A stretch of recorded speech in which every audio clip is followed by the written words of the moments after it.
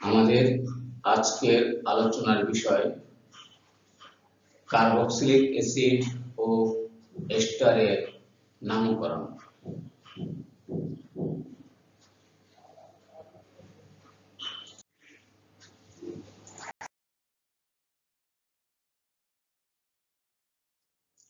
শিখন ফল। আলোচনা শেষে তোমরা কার্বক্সিলিক অ্যাসিড ও এস্টারের নামকরণ করতে পারবে।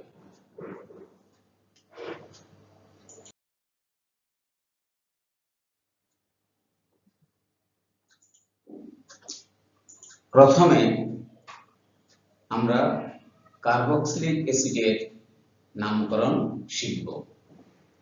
আমরা জানি কার্বক্সিলিক অ্যাসিডের সাধারণ সংকেত CnH2n+1 COOH। এখানে n এর মান হলো 0, 1, 2 ইত্যাদি পূর্ণ সংখ্যা।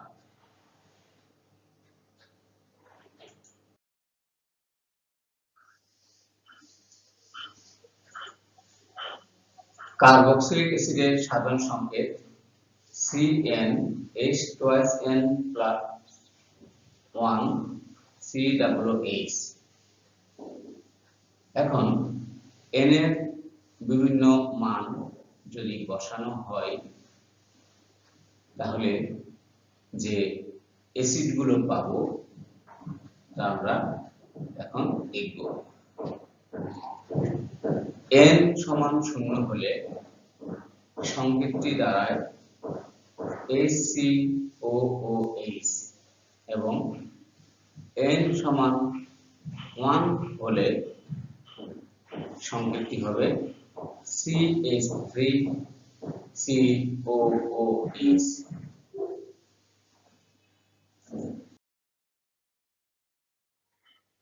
এবার আমরা সাধারণ পদ্ধতিতে কার্বক্সিলিক অ্যাসিডের নামকরণ কিভাবে করতে হয় তা দেখব। সাধারণ পদ্ধতিতে কার্বক্সিলিক অ্যাসিডের প্রথম দিকের সদস্যগুলোকে তাদের উৎস অনুসারে সাধারণত নামকরণ করা হয়ে থাকে। যেমন কার্বক্সিলিক অ্যাসিডের প্রথম সদস্য যেটি আমরা পেয়েছি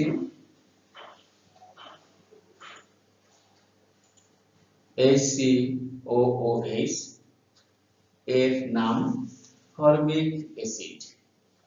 ফর্মিক অ্যাসিড, এই ফর্মিক নামটি এসেছে পিঁপড়া থেকে, কারণ পিঁপড়ার ল্যাটিন নাম ফর্মিকা, আর এই অ্যাসিডটি পিঁপড়ার বিষে পাওয়া যায় বিধায় এর নামকরণ করা হয়েছে ফর্মিক অ্যাসিড। একইভাবে দ্বিতীয় সদস্য CH3COOH, এর নাম অ্যাসিটিক অ্যাসিড। সাধারণ পদ্ধতিতে অ্যাসিটিক অ্যাসিড। বহুল প্রচলিত ভিনেগারের ল্যাটিন শব্দ অ্যাসিডাম থেকে এই অ্যাসিটিক অ্যাসিডটি এসেছে, কারণ ভিনেগারের প্রধান উপাদান হলো অ্যাসিটিক অ্যাসিড।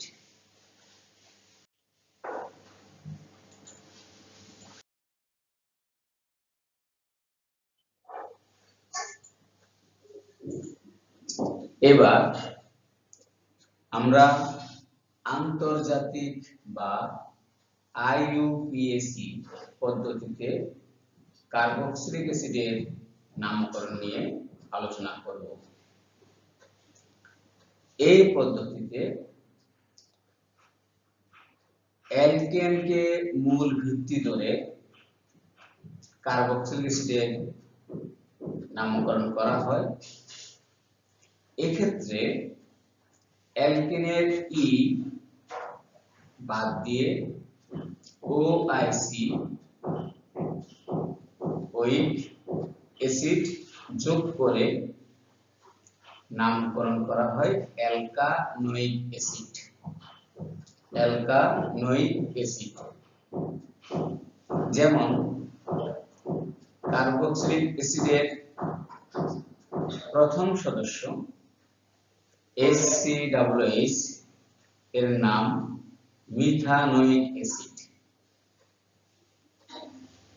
এক কার্বন বিশিষ্ট অ্যালকেন হলো মিথেন, সেখান থেকে ই বাদ দিয়ে ওইক অ্যাসিড যোগ করে নামকরণ করা হয়েছে মিথানোয়িক অ্যাসিড। একইভাবে CH3COOH এর নাম ইথানোয়িক অ্যাসিড, কারণ দুই কার্বন বিশিষ্ট অ্যালকেনের নাম ইথেন, সেখান থেকে ই বাদ দিয়ে ওইক অ্যাসিড যোগ করে নাম হয়েছে ইথানোয়িক অ্যাসিড।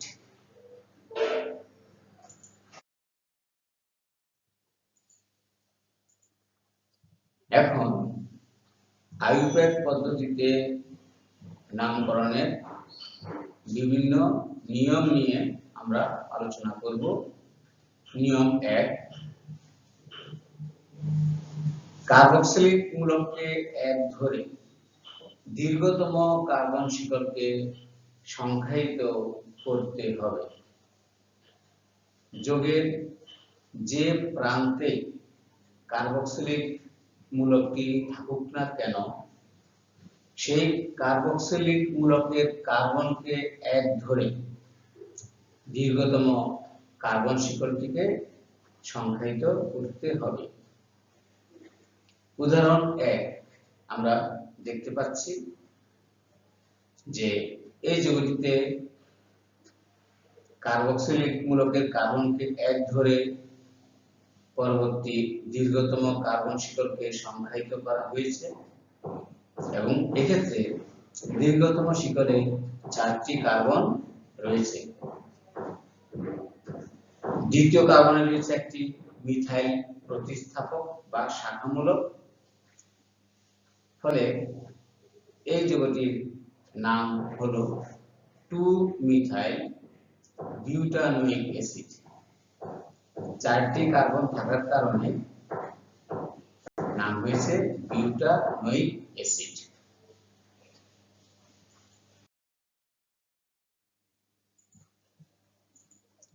নিয়ম 2, দ্বিবন্ধন ও ত্রিবন্ধন যুক্ত কার্বক্সিলিক অ্যাসিডের নাম হবে যথাক্রমে অ্যালকিনোয়িক অ্যাসিড ও অ্যালকাইনোয়িক অ্যাসিড। এই ক্ষেত্রে দ্বিবন্ধন ও ত্রিবন্ধনের অবস্থানও উল্লেখ করতে হবে, অর্থাৎ যৌগটিতে যদি দ্বিবন্ধন বা ত্রিবন্ধন উপস্থিত থাকে তখন সেই অ্যাসিডটির নাম হবে দ্বিবন্ধনের থাকলে ত্রিবন্ধন থাকলে অ্যালকাইনোয়িক অ্যাসিড। নামের সাথে দ্বিবন্ধন ও ত্রিবন্ধনের অবস্থান উল্লেখ করতে হবে। উদাহরণ দিয়ে আমরা বিষয়টি দেখব। এই যৌগটিতে একটি দ্বিবন্ধন রয়েছে, যথারীতি কার্বক্সিলিক মূলকের কার্বনকে এক ধরে দীর্ঘতম শিকলটিকে নির্ধারণ করা হয়েছে এবং নাম্বারিং করা হয়েছে। তবে খেয়াল রাখতে হবে দীর্ঘতম শিকলে যেন অবশ্যই দ্বিবন্ধন বা ত্রিবন্ধন উপস্থিত থাকে। ওদেরকে নিয়েই দীর্ঘতম শিকল নির্বাচন করতে হবে। এখন এই যৌগটিতে আমরা দুটি শাখা দেখতে পাচ্ছি, একটি 2 নম্বরে, অপরটি 4 নম্বরে। ফলে এই যৌগটির নাম হবে 2,4-ডাইমিথাইল পেন্ট 4-ইন ওয়িক অ্যাসিড। 5টি কার্বন রয়েছে অ্যাসিডটিতে, সেজন্য পেন্ট। আর 4 নং কার্বন থেকে দ্বিবন্ধনের শুরু, সে কারণে ইনের পূর্বে 4 লেখা হয়েছে।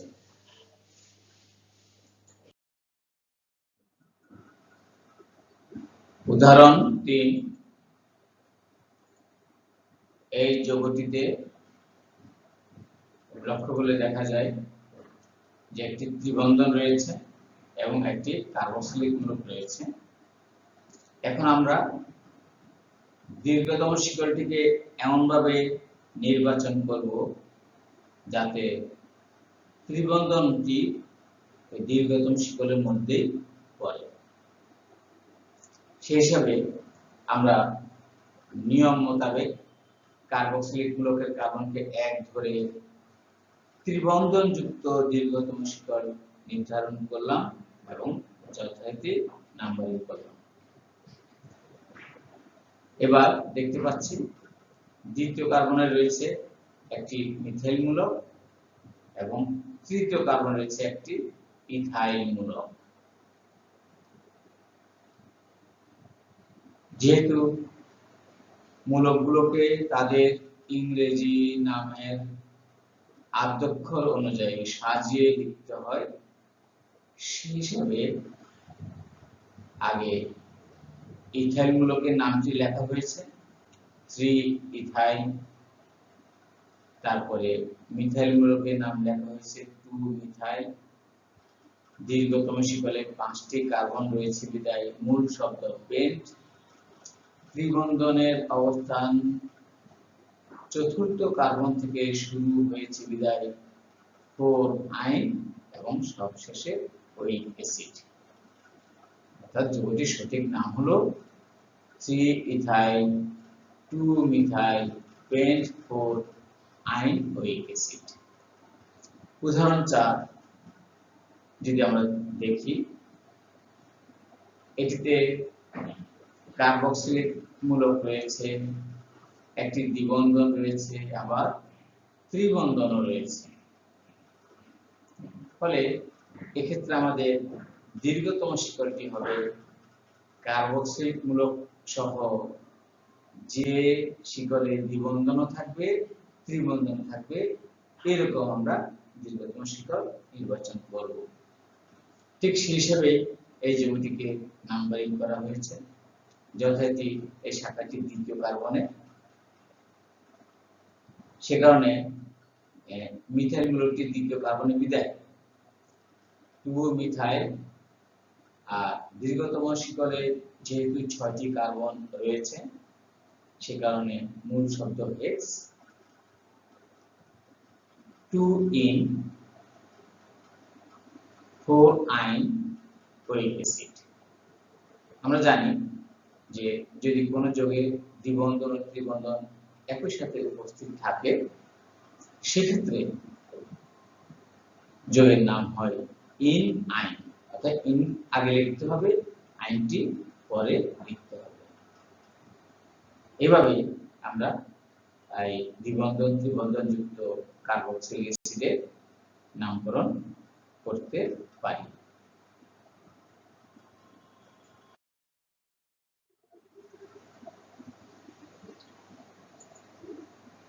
কোন কোন কার্বক্সিলিক অ্যাসিডে 2টি কার্বক্সিলিক মূলক থাকতে পারে। সেক্ষেত্রে আইইউপ্যাক পদ্ধতিতে নামকরণের নিয়ম হলো নিয়ম 3, 2টি কার্বক্সিলিক মূলক উপস্থিত থাকলে যৌগের নাম হবে alkane dioic acid. Alkane dioic acid. সেক্ষেত্রে যে কোনো একটি কার্বক্সিলিক মূলককে 1 ধরে অপরটিতে নাম্বারিং শেষ করতে হবে। তবে যদি কোনো শাখা উপস্থিত থাকে, সেক্ষেত্রে শাখামূলক যে দিক থেকে নিকটে সেদিক থেকে নাম্বারিং করতে হবে।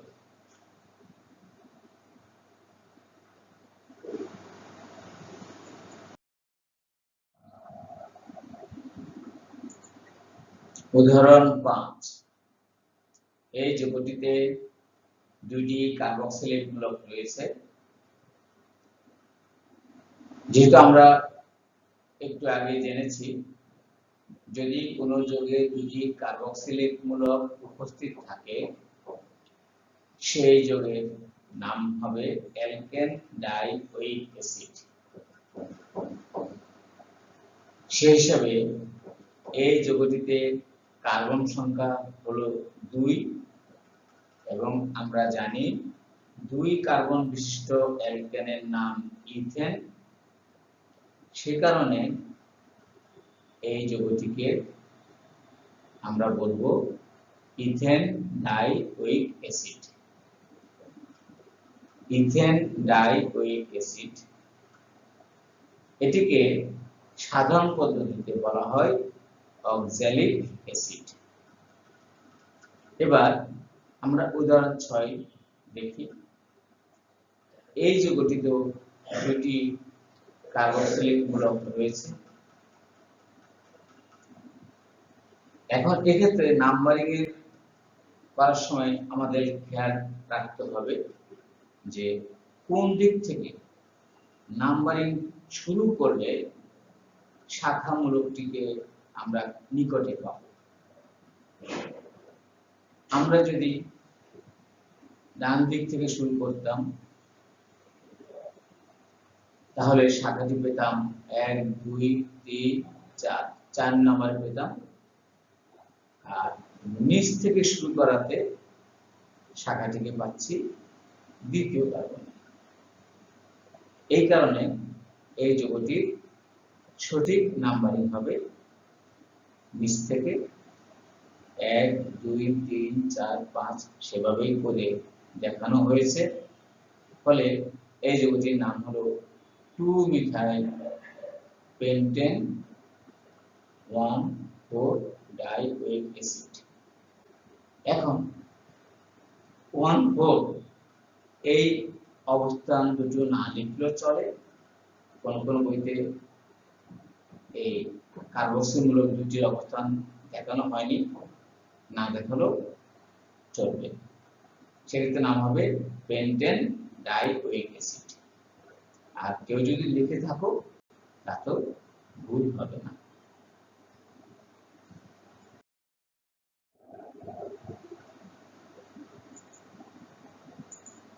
আমরা আরো দুটি উদাহরণ নিয়ে আলোচনা করছি।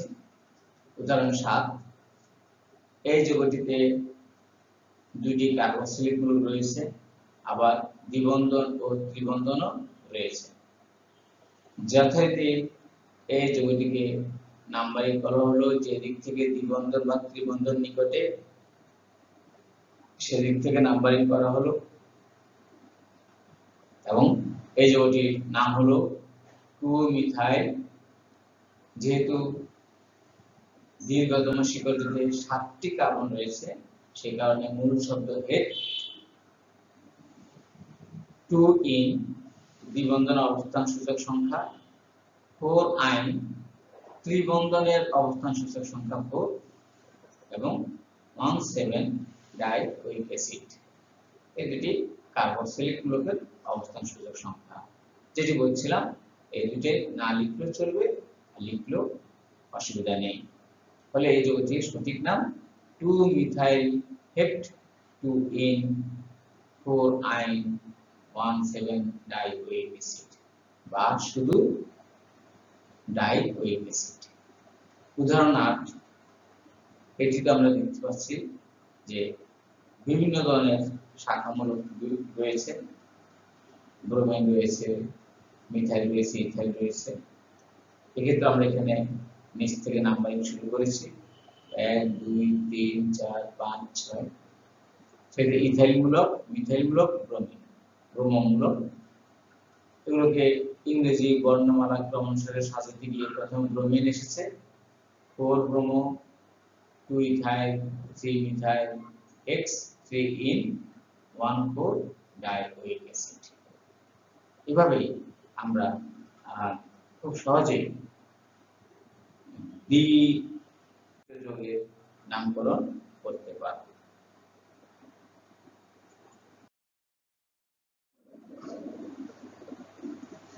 এখন কোন কোন যোগে দুইয়ের অধিক কার্বক্সিলিক মূলক উপস্থিত থাকতে পারে, সেক্ষেত্রে যদি দুইয়ের অধিক কার্বক্সিলিক মূলক উপস্থিত থাকে তার নামকরণের নিয়ম কি হয় সেটি আমরা এখন দেখব। নিয়ম 4, দুইটির অধিক যেমন 3টি কার্বক্সিলিক মূলক উপস্থিত থাকলে কার্বক্সিলিক মূলককে প্রতিস্থাপক ধরতে হবে, তখন যোগের নাম হবে অ্যালকেন ট্রাই কার্বক্সিলিক অ্যাসিড। সেক্ষেত্রে অ্যালকেনকে মূল শিকল ধরে কার্বক্সিলিক মূলক যেদিক থেকে নিকটে সেদিক থেকে নাম্বারিং করতে হবে। এর অর্থ দাঁড়ালো যে কোন যোগে যদি 3টি কার্বক্সিলিক মূলক থাকে তখন তাদেরকে বাদ দিয়ে অবশিষ্ট যে কার্বন থাকবে সেটিকে আমরা প্রধান শিকল ধরে অ্যালকেন নির্বাচন করব, তারপরে কার্বক্সিলিক মূলকগুলোকে শেষে আমরা তাদের অবস্থান দেখিয়ে লিখব ট্রাই কার্বক্সিলিক অ্যাসিড। যদি 4টি থাকে একইভাবে টেট্রা কার্বক্সিলিক অ্যাসিড হবে। আমরা উদাহরণ দিয়ে তা দেখছি।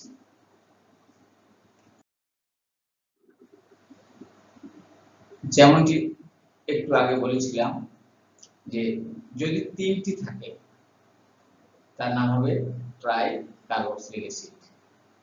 3টি কার্বক্সিল মূলক থাকায় যে সমস্যাটি হলো তা হলো যে আমরা যে কোনো দুটি কার্বক্সিলিক মূলককে নাম্বারিং এর মধ্যে রাখতে পারব। 3টি কার্বক্সিলিক মূলককে কিছুতেই একই শিকলের মধ্যে রাখা সম্ভব নয়। সে কারণে এদেরকে বাদ দিয়ে রেখে অবশিষ্ট যে কার্বন কাঠামোটা থাকবে তাকে অ্যালকেন ধরে মূল শিকল নির্বাচন করা হয়। আমি দেখিয়ে দিচ্ছি মূল শিকল এটা, এবং সেক্ষেত্রে নাম্বারিংটা হবে যে দিক থেকে কার্বক্সিল মূলকগুলো কাছাকাছি থাকবে সেই কার্বন থেকে আমরা নাম্বারিংটা শুরু করেছি। যেমন এক্ষেত্রে আমরা ডান দিক থেকে শুরু করলাম 1 2 3 4, অর্থাৎ কার্বক্সিলিক মূলক বাদ দিয়ে যে কার্বনগুলো থাকে সেখানে কার্বন সংখ্যা হলো 4, আর এই কারণে এটি হলো বিউটেন। এটি হলো বিউটেন। এবার কার্বক্সিলিক মূলক অবস্থান হলো 1 নম্বর কার্বনের সাথে একটি, 2 নম্বর কার্বনের সাথে একটি এবং 4 নম্বর কার্বনের সাথে একটি। সেই কারণে 1 2 4 ট্রাই কার্বক্সিলিক অ্যাসিড নামকরণ করা হয়েছে। অর্থাৎ যৌগটির নাম হলো বিউটেন 1, 2, 4 ট্রাই কার্বক্সিলিক অ্যাসিড। 3টি যদি বেশি থাকে সেক্ষেত্রে কি হবে? একই রকম আমরা উদাহরণ 10 দেখতে পাচ্ছি, যেক্ষেত্রে 1 2 3 4 4টি কার্বক্সিলিক মূলক রয়েছে। ফলে এই যৌগটিকে আমরা কার্বক্সিলিক মূলকগুলোকে বাদ দিয়ে যে কার্বন কাঠামোটা পাচ্ছি তাকে আমরা মেইন শিকল ধরলাম, এবং এই মেইন শিকলে 5টি কার্বন রয়েছে, সেখানে একটি পেন্টেন। তবে এই যৌগটিতে একটি শাখা রয়েছে বিধায় ক্লোরো, তাকে আমরা আগে লিখেছি 1 ক্লোরো পেন্টেন। এরপর কার্বক্সিলিক মূলকগুলোর অবস্থান 1 2 3 4 টেট্রা কার্বক্সিলিক অ্যাসিড। ফলে আমরা কার্বক্সিলিক অ্যাসিডের নামকরণ কিভাবে করতে হয় এতক্ষণ পর্যন্ত উদাহরণ দ্বারা নিয়মগুলো আমরা ব্যাখ্যা করলাম। আশা করি তোমরা বুঝতে পেরেছ।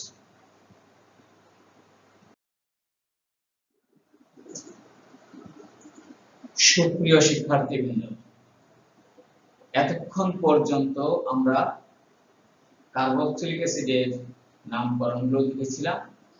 এবার আমরা দেখব কার্বক্সিলিক অ্যাসিডের একটি জাতক এস্টারের নামকরণ।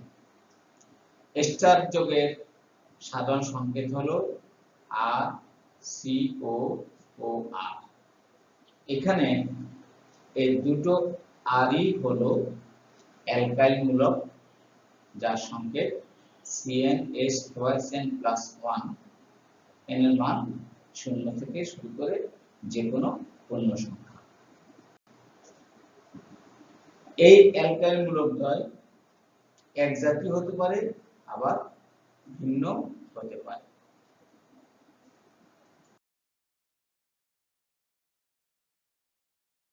এস্টারের নামকরণ দেখব।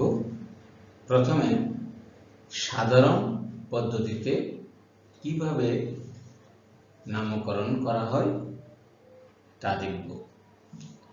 সাধারণ পদ্ধতিতে এস্টারকে নামকরণ করা হয় অ্যালকাইল কার্বক্সিলেট রূপে।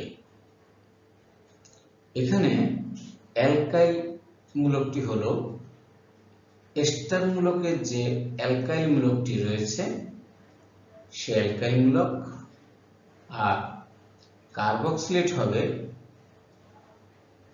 অ্যাসিডটির সাধারণ পদ্ধতিতে যে নাম তার সাথে এট যুক্ত করে কার্বক্সিলেট, অর্থাৎ সাধারণ পদ্ধতিতে এস্টারের নাম অ্যালকাইল কার্বক্সিলেট। যেমন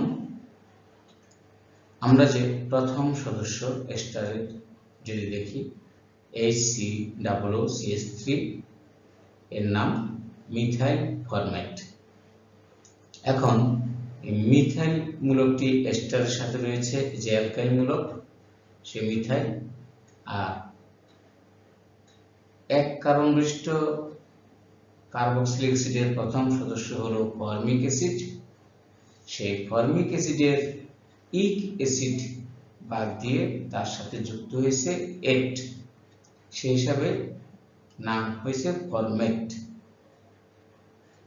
একইভাবে দ্বিতীয় যে যৌগটি আমরা দেখতে পাচ্ছি এটির নাম হয়েছে মিথাইল অ্যাসিটেট। এই মিথাইলটি হলো কার্বক্সিলিক অ্যাসিডের অ্যালকাইল মূলক, আর দুই কার্বন বিশিষ্ট অ্যাসিড যাকে সাধারণ পদ্ধতিতে বলা হয় অ্যাসিটিক অ্যাসিড, সেই অ্যাসিটিক অ্যাসিড থেকে হয়েছে অ্যাসিটেট। এইভাবে এস্টারের নামকরণ সাধারণ পদ্ধতিতে করা হয়।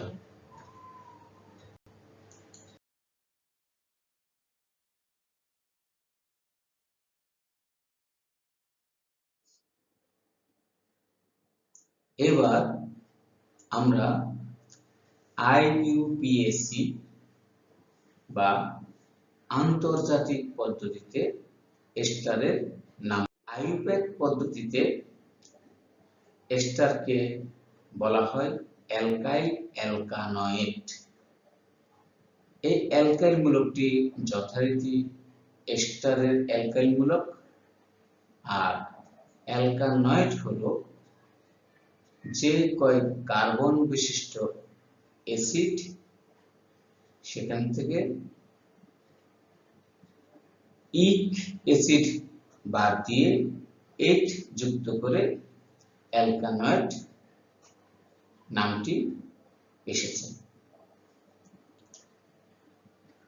যেমন HCOOCH3 এর নাম মিথাইল মিথানয়েড।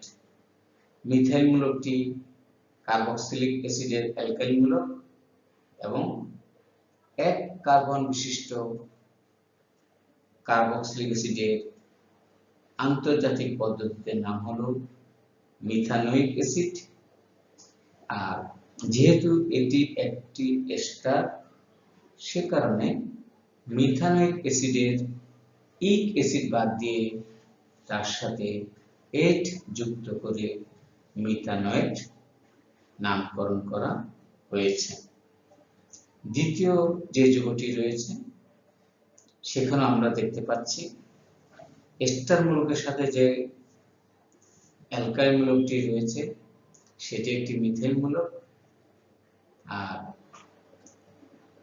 2 কার্বন বিশিষ্ট কার্বক্সিলিক অ্যাসিডের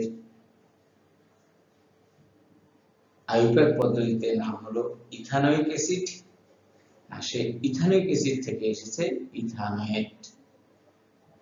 অর্থাৎ এই যৌগটির নাম আন্তর্জাতিক পদ্ধতিতে হলো মিথাইল ইথানয়েড।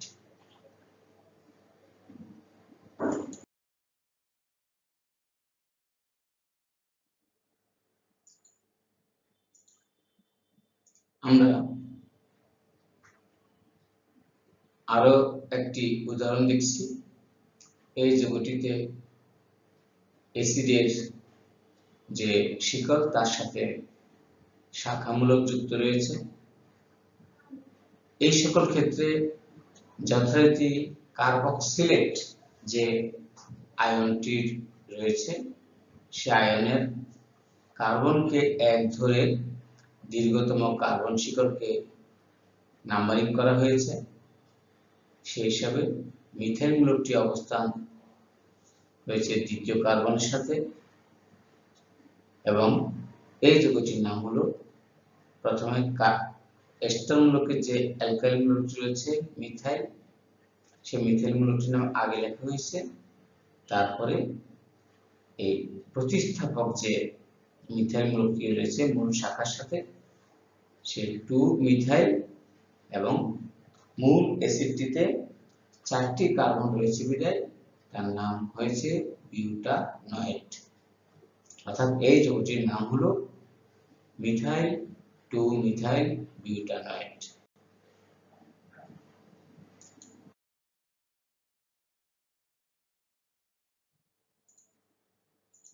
উদাহরণ 2, এই যৌগটিতে যদি আমরা দেখি সেখানে দেখতে পাচ্ছি যে এস্টার মূলকের সাথে যে অ্যালকাইল মূলক সেটি একটি ইথাইল মূলক, এবং এক্ষেত্রে অ্যাসিডের 3য় কার্বনের সাথে মিথাইল প্রতিস্থাপক যুক্ত রয়েছে। যথারীতি আইউপ্যাক পদ্ধতিতে এর নাম হবে ইথাইল 3 মিথাইল, এবং মূল অ্যাসিডে 4টি কার্বন রয়েছে বিধায় তার নাম বিউটানয়েড। অর্থাৎ এই যৌগটির নাম ইথাইল 3 মিথাইল বিউটানয়েড। তবে অবশ্যই 3 আগে এবং পরে হাইফেন দিতে যেন ভুল না হয়।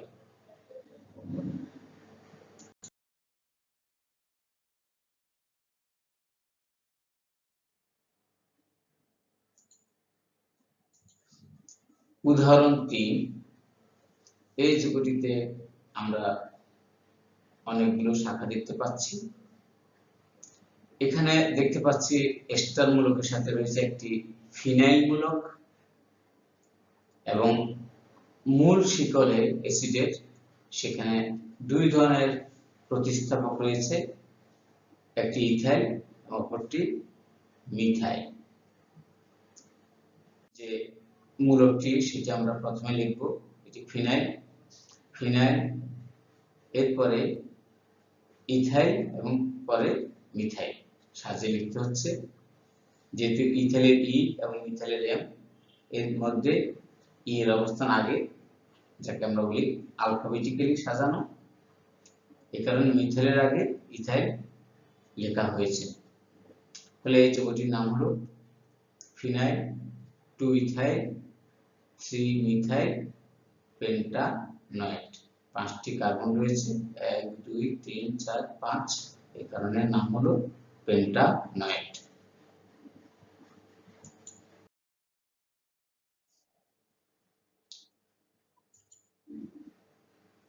আমরা এখন উদাহরণ 4 দেখছি। এই যৌগটিতে দ্বিবন্ধন রয়েছে এবং যথারীতি প্রতিস্থাপক রয়েছে। যোগটিতে দেখা যাচ্ছে যে কার্বক্সিলিক অ্যাসিডে যে এস্টার মূলকটি রয়েছে তাতে এস্টার মূলকের অ্যালকাইল মূলকটি হলো একটি ইথাইল মূলক, ফলে এই ইথাইল মূলকের নামটি আগে লেখা হয়েছে। তারপর তৃতীয় কার্বনে একটি মিথাইল প্রতিস্থাপক রয়েছে, সে কারণে 3 মিথাইল। অ্যাসিডের মূল বিউট, দ্বিতীয় কার্বন থেকে দ্বিবন্ধন শুরু হয়েছে বিদায় ইনের পূর্বে 2, এবং যেহেতু এটি একটি এস্টার সেহেতু সবশেষে ওয়েট শব্দটি যোগ করা হয়েছে, ফলে এই যৌগটির নাম হলো ethyl 3 methyl but 2 enoate. তো শিক্ষার্থী বন্ধুরা, আমরা আজকের যে পাওয়ার পয়েন্ট দেখলাম তাতে কার্বক্সিলিক অ্যাসিড ও এস্টারের নামকরণ সম্পর্কে আলোচনা করেছি। আশা করি তোমরা বুঝতে পেরেছ। যদি কারো বুঝতে অসুবিধা হয় তাহলে তোমরা এই ভিডিওটি বারবার দেখবে। আমার বিশ্বাস তাহলে তোমাদের বুঝতে আর কোনো অসুবিধা হবে না। তবে একটি বিষয় না বললে নয়, তা হলো তোমাদেরকে অনুশীলন করতে হবে। যে যত বেশি অনুশীলন করবে যোগের নামকরণের বিষয়গুলো তার নিকট তত সহজ বলে মনে হবে। তোমরা সবাই ভালো থেকো, সুস্থ থেকো।